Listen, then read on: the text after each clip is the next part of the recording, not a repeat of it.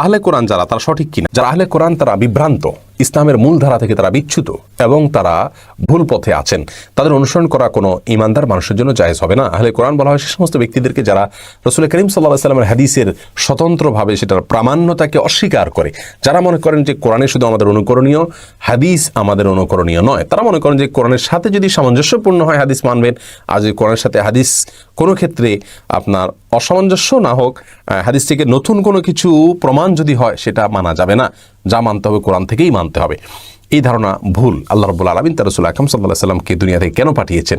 শুধুমাত্র তার প্রতি কোরআন নাজিল করেছেন এটা নয়, এর মাধ্যমে আল্লাহ তাআলা তাকে পাঠানোর মাধ্যমে তার আচার আচরণ, তার কাজকর্মের সবগুলোকে আমাদের জন্য শরীয়ত করেছেন। এই জন্য আল্লাহ তাআলা বলেছেন, তোমাদেরকে রাসূল যা দিয়েছেন তা গ্রহণ করো, যা নিষেধ করেছেন তা থেকে তোমরা বিরত থাকো। আল্লাহ তাআলা তো এখানে সরাসরি কোরআনের কথা বলতে পারতেন। কোরআনে আল্লাহ বলেছেন তোমরা আল্লাহর কথা শুনে রাসূলের কথা শুনো। বোঝা গেল আমাদের কোরআন এবং হাদিস দুইটাকে অনুসরণ করতে হবে।